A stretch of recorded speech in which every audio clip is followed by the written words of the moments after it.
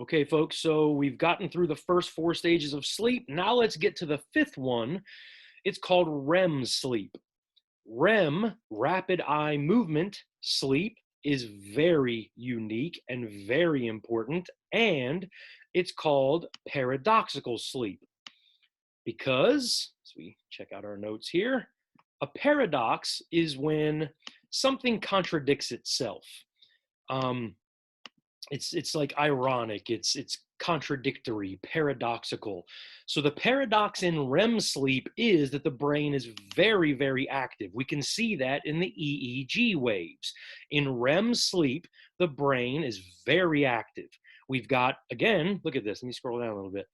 Look at REM compared to the other stages of sleep. REM, the brain is very active. We're back to, look at this section here, very high frequency waves. We've got a lot of short little waves compact horizontally in the, close to each other on this EEG recording, and they're pretty low amplitude waves. Which brain waves up here does REM look most like? It's not stage 3 or 2. There's no delta activity in REM. It's got to be up here. Look at this. REM sleep is close to being awake. It's close to being awake. It's a very active brain. That's why your most vivid dreaming happens in REM, because the brain is super active. It's almost awake.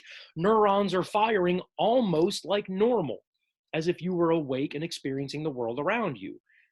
So dreaming is basically like a really enhanced state of hallucination. Your brain is firing all kinds of neurons, in the occipital lobe, neurons are firing like crazy. And that's helping you see images while you're dreaming. Your temporal lobes, firing neurons. That's helping you hear things in your dream. Okay, more on that later. We have our very vivid dreaming in REM sleep. What's the paradox? Well, your body is paralyzed from the neck down.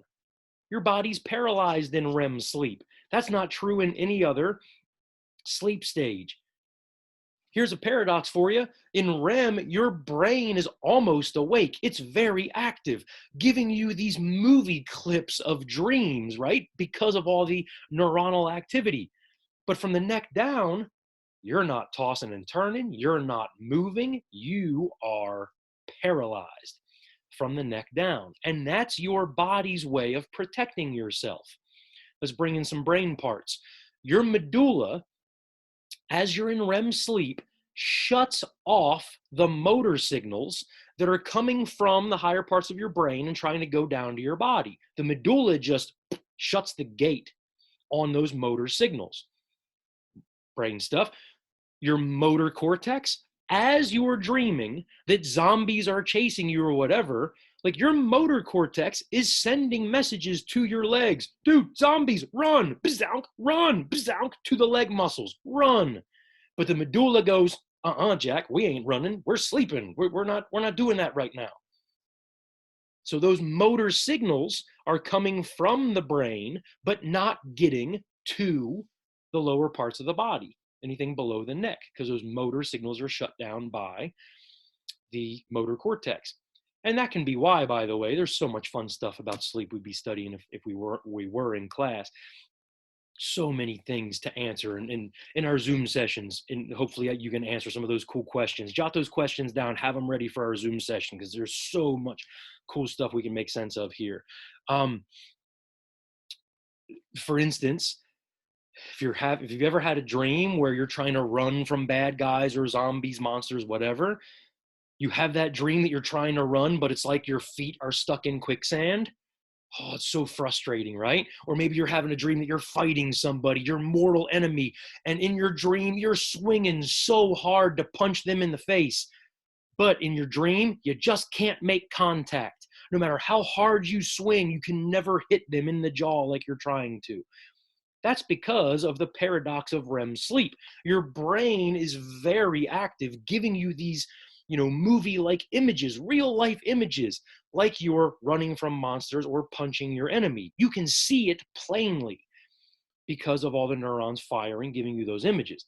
But the motor messages aren't actually making it to your arms or your legs. So you're not actually punching, you're not actually running. Also, you're not actually receiving any messages from your fist, right? If you're really punching something, not only do you move your fist, but you're also going to get sensory messages sent to the brain saying, yep, we made contact. Ow, that kind of hurt. Well, that information is not coming into the brain as you're sleeping and dreaming because you're not actually punching anything. So the brain, get this, ready? What's the brain always trying to do? Make sense of stuff, right? To some extent, the brain is always trying to make sense of stuff. So here you've got a very active brain in REM sleep. We're almost awake anyway, but very much asleep. It's actively dreaming and visualizing that we're fighting somebody, we're punching them, but we're not landing any punches. Why? Why is that happening? Because we know the motor cortex is sending the motor signal that's not making it to the arm. We see ourselves in our brain punching, but we're not receiving information in saying that we've landed the punch. How's the brain going to make sense of all this contradictory information? It's going to tell us, I see that we're swinging, but we don't feel any punch, so I guess we're missing. That stinks. Or, I see monsters, let's run. We're trying to run. We're sending messages to the legs to run, but they're not moving. Oh my God, we're trying to run, but we're not actually running. We don't feel our feet smacking against pavement. How's this happening? How's this possible? The brain goes, I guess we're stuck in quicksand. Make that part of the dream. Okay? So much to make sense of. So cool. REM is paradoxical sleep. The brain is very active, almost awake, but paralyzed from the neck down. It's also pretty hard to wake somebody from REM sleep. It's not a deep sleep at all. You're almost awake, but it's like the brain is trying to make sure that you stay asleep, that you get your REM sleep. And that's for a reason that we'll discuss in our dream theories. REM might just be, if you had to pick one, the most important stage of sleep, at least for certain, human aspects, cognitive aspects. It might help memory consolidation and things like that. REM is super, super important. And again, it's where our most vivid dreaming happens. Now, look, we might dream in these other stages, but it's not going to be a very vivid dream. It's not going to be a very complex dream. Because look, in stages 3 and 4, look how turned off the brain is. Look how relaxed the brain is. Remember the guy who had the night terror that I told you about in the other segment? He wakes up, like, what'd you do to the room? And the wife is like, you did this. What are you talking about? I forgot to mention this part. You know what that guy said when he had his night terror? He said, what are you talking about? I just had a dream that a tree was falling on me. That was it. His whole night terror was fueled by, if it was fueled by a dream at all, it was a tree falling on him. That was his whole dream that he could remember.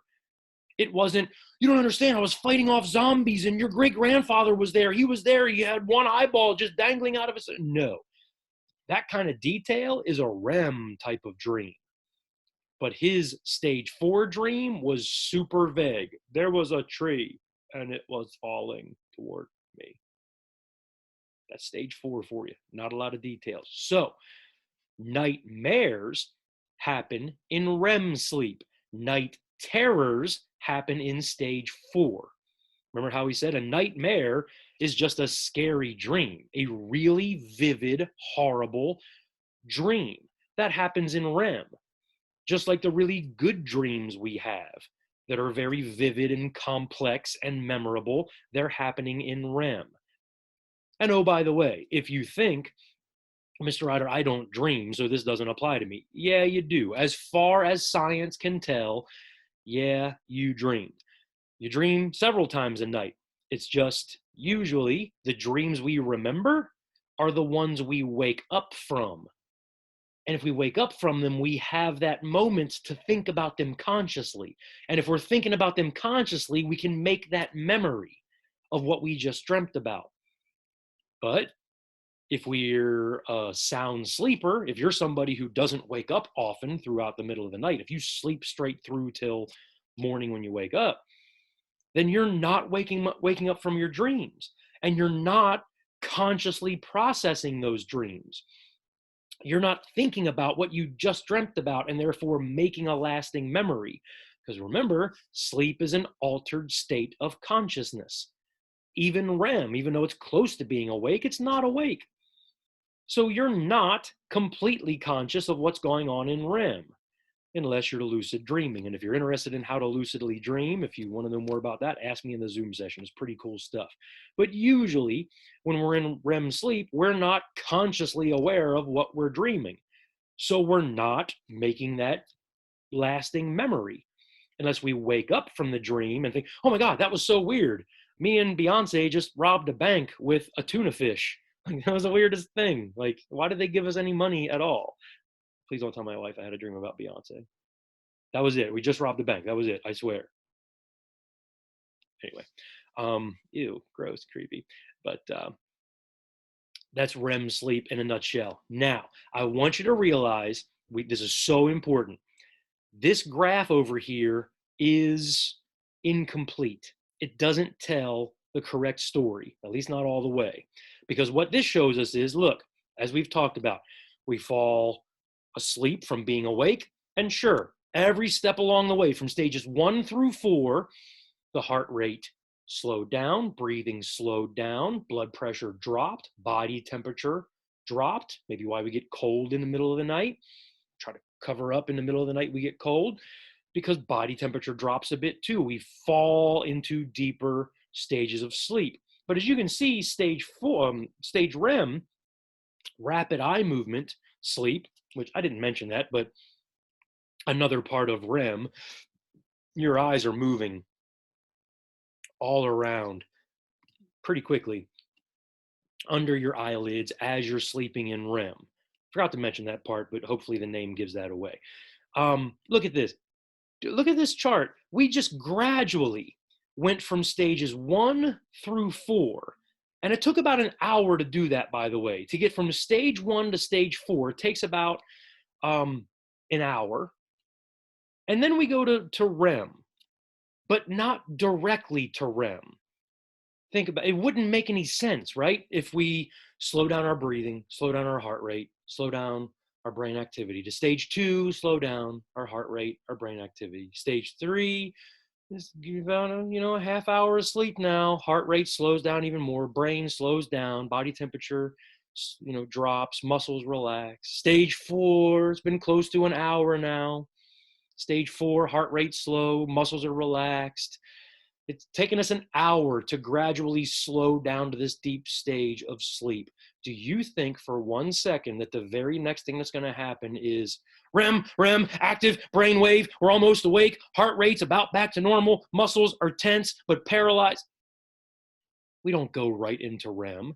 Folks, it takes about an hour to get to stage 4, and then for about a half hour, our body goes back up through these stages to REM. Here's a graph that represents what I'm talking about. Okay, here's a person who falls asleep around midnight. They were awake at midnight. They fall asleep. Now look, this part of the graph right here. Just look at this first part of the graph. This is what we've looked at so far. But that's not the end of the story. Person fell asleep. They went to stage 1. You skip REM at the beginning. We don't go to REM right away. We go from awake to stage 1 to stage 2 to stage 3 to stage 4. And we stay in stage 4 for some time. And then our body goes up to stage 3 again. And then stage 2. And we basically skip stage 1 and go into REM. Look at the red line here is REM sleep.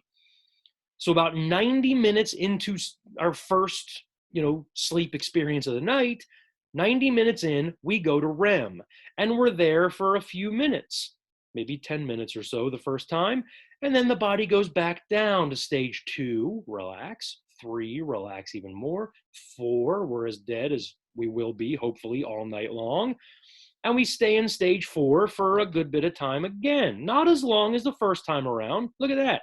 The longest we're in stage 4, the deepest sleep there is the first time we get to it. Then we're in stage 4 again. But we don't stay in stage 4 all night. Eventually, we're going to go back up to stage 3, stage 2, and REM. And this time, we're in REM longer than we were the first time. And this cycle is going to continue sort of throughout the night. We're in REM. And look, this person even woke up. They might remember the dream they had there. Maybe they had a nightmare that they woke up from. They woke up. Look how close REM is to being awake anyway. They go back to sleep. They're right back into REM. And eventually their body's going to go down to stage 2 and then back up to REM. And REM was here. And they're going to wake up again. They're having a hard time sleeping this night. They go to REM. They're going to go back to stage 2 and then REM. Oh, look at this. This time they stay awake pretty well, or stay asleep pretty well. And REM is longer even still. Look at this. Throughout the night, this person went to bed at midnight. They wake up around 7-ish in the morning. Look at what happens. It's like a roller coaster where the body is dipping down into deep sleep for the first half of the night and then back up to REM. You might be wondering, why? Why are we going down and back up? Probably thanks to natural selection. Think about how vulnerable we would be if we still lived in a state of nature, if we lived out in the woods or whatever. How vulnerable are we to predators if we stayed in stage 4 all night long? We're dead to the world, brain shut off from the world. If we stayed in stage 4 all night, anything could attack us and we'd have no idea it was coming. So maybe that's part of the answer. We go up to stage 3 to REM and then back down to 2, 3, 4 and back up. That's the first half of the night. Okay. Now REM is super important for reasons we will discuss momentarily. It does serve a purpose as well. And check this out. The second half of the night, we're only getting down to stage 2 and then back up to REM, stage 2 and REM.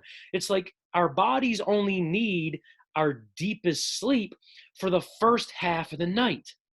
That's the deepest sleep we're getting, where we get to stages 3 and 4. But for the second half of the night, we're not getting to those low stages. It's like our body's preparing to wake up for the second half of the night. So on a Saturday morning or whatever throughout the school year, if you're sleeping in, right, you're intentionally oversleeping. I don't have to get up for anything. I'm going to keep sleeping. Just realize you're not getting any deep sleep as you're sleeping in. If you keep sleeping hours and hours, you're sleeping 12 and 13 hours, that last good bit of sleep, you're just cycling from REM to stage 2, back to REM to stage 2 to REM. That doesn't mean it's fruitless sleep. REM is super important, but it's not a deep sleep. It's not a super restful sleep. It's necessary, it's important, but it's not a deep sleep, just FYI. We get that deepest restorative sleep in the first half of our night. So this is very important. We see the cycle of sleeping.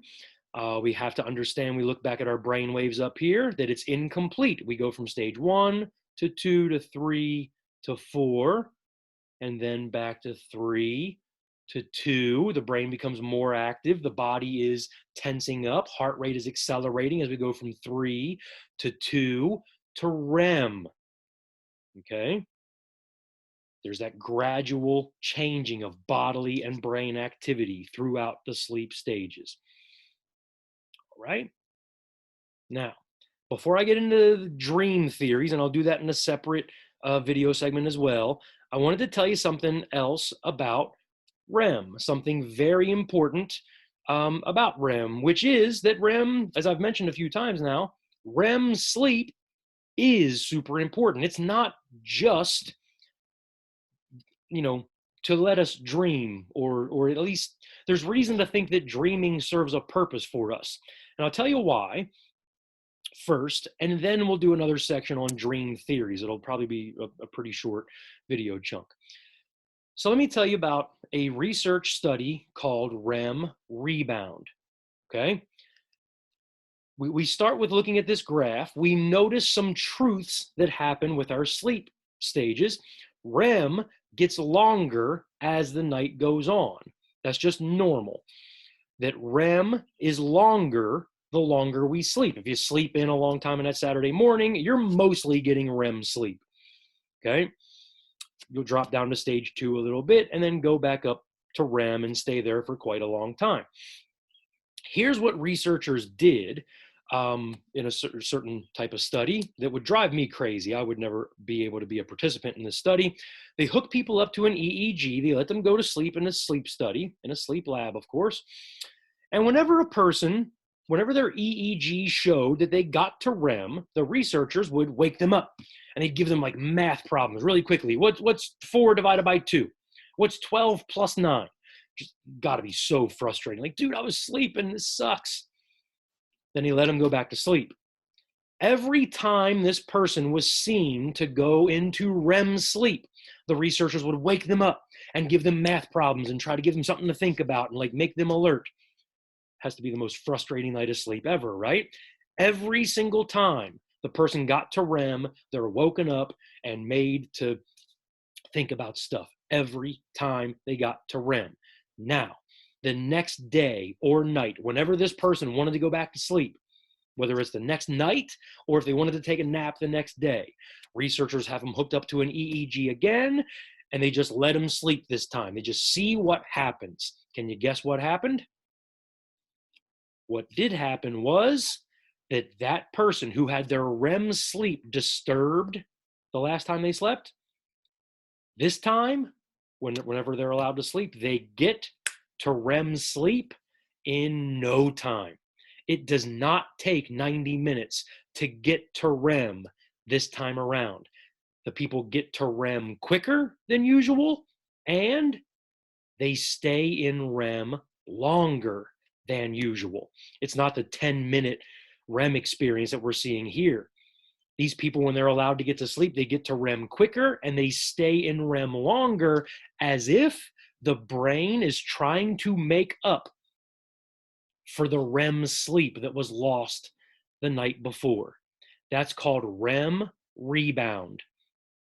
REM rebound. The brain tries to make up for the sleep, the REM sleep that it lost previously. And what that tells researchers, folks, what that tells us is REM sleep is necessary. We need it. So much so that the brain will try to make it up if we've lost out on it for some reason. Okay, so when we get to our dream theories, we need to keep this in mind. That this REM rebound suggests that REM is necessary, and we know that dreaming, vivid, complex dreaming, is one marker of REM sleep. So this suggests that we need dreaming. Dreaming serves some kind of purpose. REM sleep is necessary. Dreaming might be necessary as well. Okay?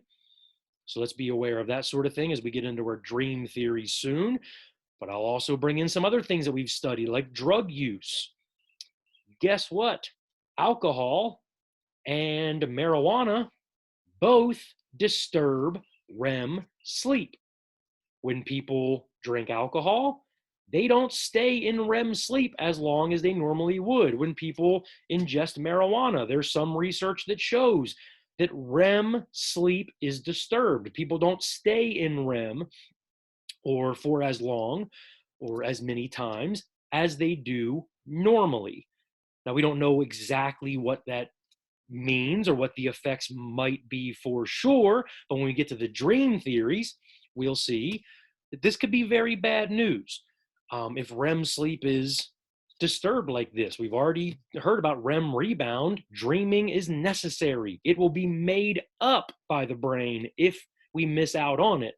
And certain drugs do disturb that stage of sleep that seems so important to us. Before I finish this segment, everybody, I want to mention a similar rebound effect can happen to stage 4 as well. Stage 4 of sleep, the deepest sleep there is also necessary. We need this deep, restful sleep. If researchers wake people up from stage 4, all night long, every time they get to stage 4, they're woken up It's going to be harder to wake them up, but they're woken up, made to think about something. The next chance that person gets to sleep, they're going to go to stage 4 in no time. And they'll likely stay in stage 4 even longer, as if the brain is trying to make up for that deep, relaxing sleep. We need our sleep. It's part of our basic health. It can be part of our cognitive functionality, as we'll get into with the dream theories next. Okay? Sleeping and dreaming are very important and necessary. Don't take it for granted.